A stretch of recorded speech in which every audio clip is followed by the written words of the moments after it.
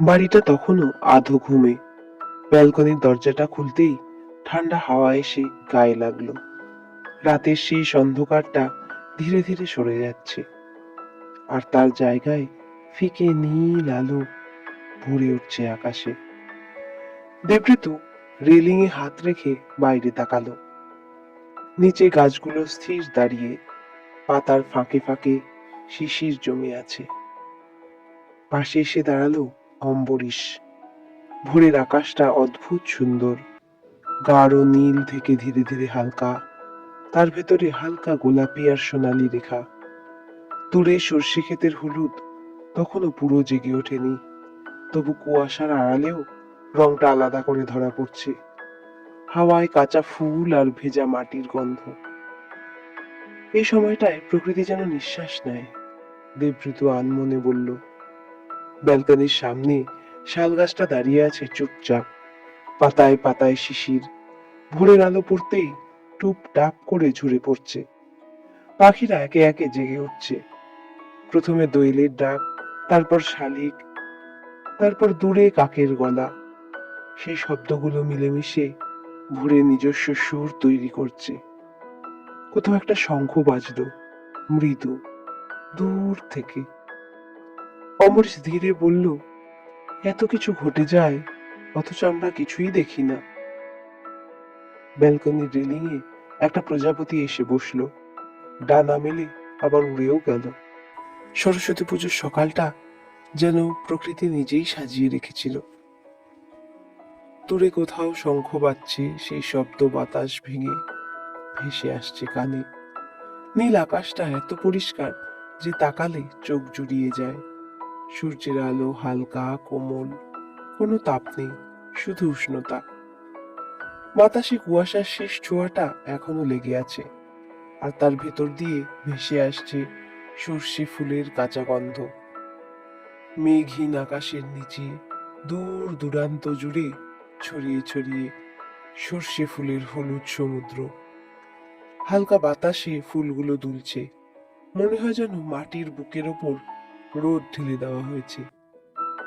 দেবৃত আর অম্বরীশ হাঁটছিল সেই হলুদে ডুবে থাকা পথ ধরে। দেবৃতু সাদা শাড়ির আঁচলটা সামলে নিল, হালকা হাওয়ায় চুল উঠছে, চোখে মুখে সকালের আলো। এই হলুদটা দেখলেই মনে পড়ে সরস্বতী পুজো এসেছে, দেবৃতু বলল।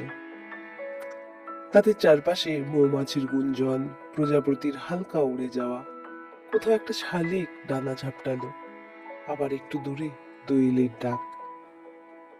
পুকুরের জলে আকাশের রং পড়েছে, তো একটা হাঁস সাঁতরে চলেছে ধীরে।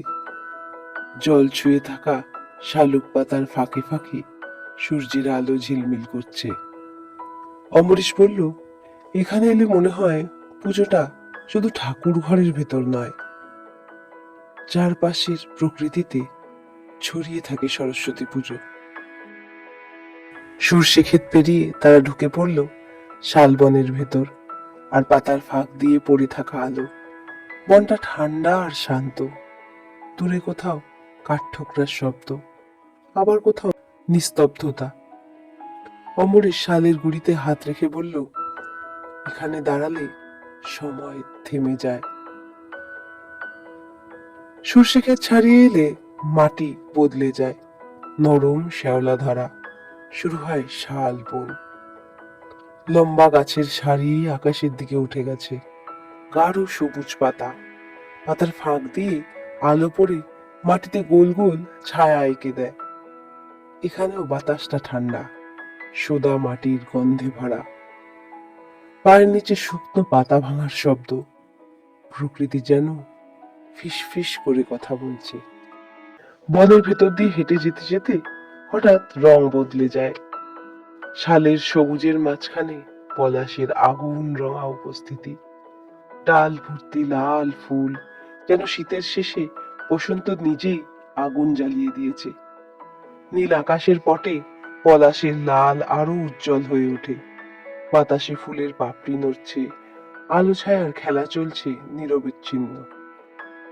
পলাশের লাল, আকাশের নীল, আর চারপাশের সবুজ, সব মিলিয়ে সকালটা যেন একখানা আঁকা ছবি। দূরে ছোট্ট একটা খাল বয়ে যাচ্ছে, জলের ওপর আকাশের নীল আর গাছের ছায়া একসাথে মিশে গেছে। জলছবি ভেঙে দিয়ে ছোট্ট একটা মাছ লাফিয়ে উঠছে, কচি ঘাসে শিশির ঝলমল করছে, প্রতিটি ফোঁটা যেন আলো ধরে রেখেছে। এইসবের মাঝে দাঁড়িয়ে দেবৃত আর অম্বরীশ খুব ছোট হয়ে যায়, তাদের কথা কমে আসে। একসময় দূর থেকে ভেসে এলো প্রসাদের গন্ধ, খিচুড়ি, ঘি আর ধূপের মিশ্র সুবাস। দেবৃত চোখ বন্ধ করে এক মুহূর্ত দাঁড়ালো। এই গন্ধটাই আমার পুজো।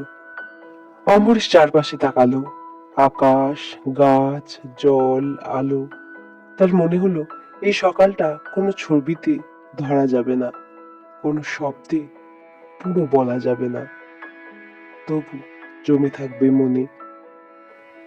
ওরা বাড়ি ফিরে এলো। পুজো হলো ধূপে দ্বীপে। ঘন্টার শব্দ থেমে গেলে বাড়িটা হঠাৎ আরো শান্ত হয়ে গেল। ধূপের গন্ধ বাতাসে, জানালার বাইরে রোদটা একটু চড়া হয়েছে।